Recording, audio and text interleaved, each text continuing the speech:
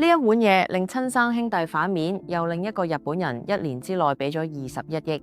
香港人一日食10幾萬碗米線，據行業報導，每10碗有7碗出自同一家人手筆。佢仲創造咗一種語言，全香港都聽得明。十小辣、酒清、蜜餞，連啲姐姐嘅口音都變成咗香港文化嘅一部分。但今日呢個故事唔係講一碗米線點樣紅，係講一隻股票3蚊3上市，1蚊5毫8除牌，中間4年間公司由頭到尾都賺緊錢。每一個帝國都同歸零爭一個決定。1996年長沙灣永隆街，譚家兄弟開咗第一間鋪賣雲南風味嘅麻辣米線。譚家係大家族，兄弟姊妹多，主理嘅係3哥譚澤群、6哥譚澤強，後尾5哥同4妹夫都入埋伙。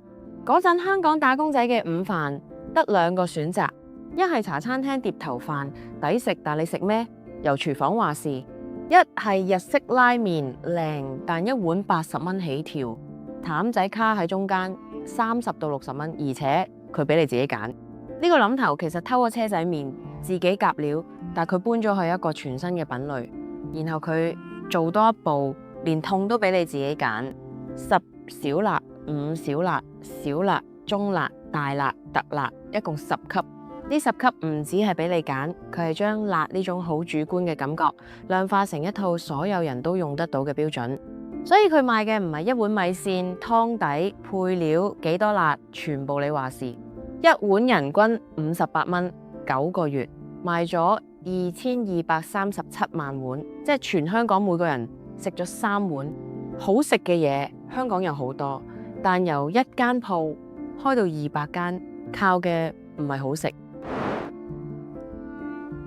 一間茶餐廳最驚咩？師傅唔做。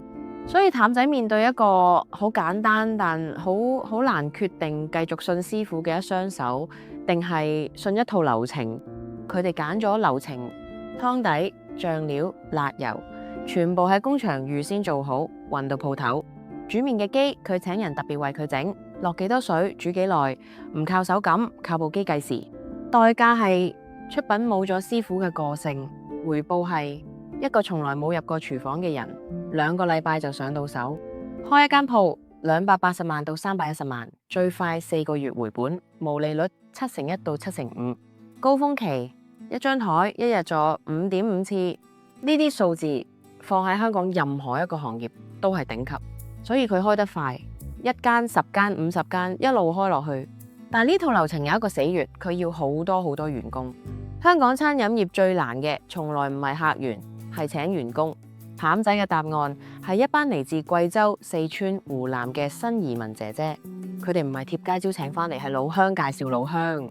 而呢個網絡有個機制，你介紹入嚟嘅人做得唔好，連累嘅係你自己塊面。講開又講，譚仔俾嘅人工1萬6到2萬，其實高過全香港一半打工仔。呢個唔係慳人工嘅策略喎。佢買嘅唔係慳錢，係穩定。呢條人力供應鏈，對手用錢買唔到。而跟住發生嘅事，冇人計劃過。譚仔啲姐姐講嘅係一種唔鹹唔淡嘅廣東話，腩肉墨丸聽落變咗懶肉墨丸，10小辣酒清變咗實小辣酒清。喺服務業，員工口音唔標準，理論上係短板，但係呢個短板冇人叫佢改喎，跟住發生嘅事冇人計劃過喎。香港人開始學佢講，唔係1、2個，係全香港。譚仔先至反應過嚟，順水推舟拍微電影，搞10小辣阿姐選舉，連手遊都出咗個譚仔阿姐角色。去到今日，你入到間鋪，聽唔到嗰把唔鹹唔淡嘅口音，反而會有人懷疑呢間係咪假譚仔？一個本來想改走嘅缺點，變成咗全香港識講嘅暗號。一間公司最強嘅護城河，好多時就係佢原本想改走嗰樣嘢。2008年，譚家兄弟拆夥，12間鋪，1人1半。3哥後嚟咁講，係我招5弟入嚟合夥，結果理念不同，便拆夥。5哥留低，譚仔雲南米線紅色，3哥、6哥另起爐灶，叫譚仔3哥黑色。最搞笑係反面還反面，招牌菜土匪雞翼嘅商標同秘方，兩邊要繼續一齊擁有。由嗰日開始，香港街頭出現奇景，兩間譚仔一間隔一間咁開，食客分唔清邊間打邊間。10年鬥落嚟，兩邊竟然越開越多。內鬥冇拖垮譚仔，佢哋幫緊一個未出現嘅買家打緊一場仗。2017年，一個日本人靜靜雞嚟到香港。宿田歸也，圓龜製麵嘅老闆，佢13歲死咗老豆，大學讀唔成，揸個貨車。1985年，佢同太太喺加古村車站前開咗間8坪嘅燒料店。今日圓龜製麵全球超過1100間，所以佢一眼就認得出譚仔行緊嘅路同佢自己當年一模一樣。據報道，佢為咗考察食勻港九60-70間米線鋪，然後佢做咗一件譚家兄弟自己都做唔到嘅事，1年之內將兩間譚仔都買埋。5月10億買譚仔雲南米線，12月11億1000萬買譚仔三哥，合共21億。兩間鋪數差唔多，但三哥貴咗11%，因為佢嗰年增長快40%。市場俾錢嘅唔係你有幾大，係你升得幾快。兄弟做唔成一家人，但兩碗米線喺一個日本人手上又變成一家。2021年10月，譚仔國際喺港交所上市，定價3蚊3，超額認購12倍幾，旗下超過150間鋪。帶隊嘅 CEO 劉達文喺半島酒店做侍應出身。香港人排隊抽買嘅唔單止係股票，係一份情懷。個計劃好宏大喎，內地、日本、新加坡將港式米線帶出海。2022年3月，東京新宿開幕當日人龍排足2個鐘，計劃係3年內喺日本開25間。4年之後，佢哋喺日本得3間，首間店開咗1年就宣布停業裝修。點解？因為令佢喺香港贏嗰3樣嘢一過境，全部變咗零。第一樣自己揀，喺香港係自由，喺外國係難題。澳洲間鋪要喺門口擺試飲櫃台，教客人試辣先落單。日本要加規矩，食過2小辣先準叫小辣。第二樣老香，介紹老香呢張網過唔到境。日本請人成本高過預算，開店一拖再拖。第三樣密度，喺香港總有一間喺附近，喺東京3間鋪散喺成個城市，冇人記得你。內地更加難，佢哋撞正一個叫蒙自源嘅對手，全國2000間鋪。譚仔賣嘅係雲南米線，但去到雲南米線嘅老家，佢反而係個新兵。2024年，內地嘅鋪頭數目淨少咗9間，新加坡由11間刪到剩返4間，於是佢哋做咗第3個決定，唔再自己落場。澳洲、菲律賓改用特許經營，俾當地人出錢出力，管理層自己講風險大減。而喺香港嗰邊，另一件事發生緊，每間鋪嘅日均收益由41000蚊跌到37000，輸嘅唔係俾對手，係啲客過咗深圳河。佢哋喺北邊使咗大約557億，當中超過90%人北上都會食嘢。護城河擋得住對手，擋唔住啲客搬咗去第二度。同一年，全香港食肆總收益1094億，按年跌。中式餐館跌得最傷，收益跌4個幾，鋪頭數量跌6個幾。譚仔唔係輸俾隔離間米線鋪，護城河擋得住對手，擋唔住個市場本身變咗樣。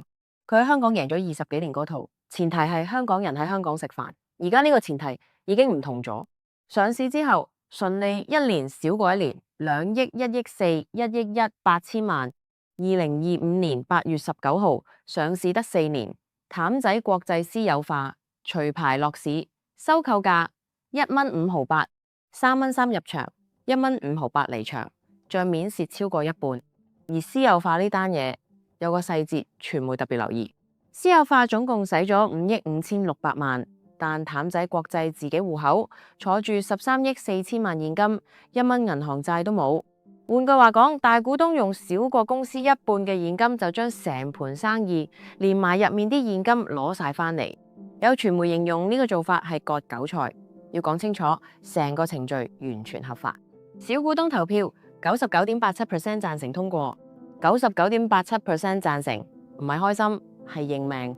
所以呢個故事最後係咁樣收科，譚家兄弟喺高峰套現21億離場，佢哋係贏咗錢嗰邊。日本人用5億5600萬買返一間戶口坐住13億4000萬現金嘅公司。譚仔喺香港依然開緊鋪，依然日日有人排隊，冇一樣嘢變過。真正輸嗰批係3蚊3入場，1蚊5毫8離場嘅小股東同散戶。呢個商業故事教咗我哋3課。第一課，你以為要改好嗰樣嘢，可能就係市場最中意你嗰樣嘢。譚仔啲姐姐講得唔正，任何一本管理書都會叫你改好佢，但改好咗，香港人就唔會學佢講。譚仔話根本唔會存在，唔夠了解自己盤生意賣緊咩。你以為喺度改善，其實喺度拆自己嘅護城河。第二課，買間公司唔等於買到佢個未來。日本人買嘅係一盤香港生意，鋪頭密度、姐姐、街坊熟客呢啲嘢冇一樣過得到境。而2021年排隊抽股票嗰班人買嘅係一個出海故事，故事同盤生意唔係同一件事。第三課，喺一個地方贏唔代表同一套嘢喺第二個地方都 work。香港最強嗰個賣點自己揀，去到日本變咗客人企喺餐牌前面唔識揀。出海唔係複製，係要喺每一個地方再一次學一次嗰度嘅玩法。由永隆街一間鋪到今日全港接近200間，由兩兄弟嗌交到落咗日本人手上，呢碗米線本身一直都冇變過。如果你中意呢種拆解，記得 like、subscribe、share 俾你嘅生意拍檔。下一集想拆邊間？留言話我知。我哋係 Make or Break Academy，拆解公司嘅故事。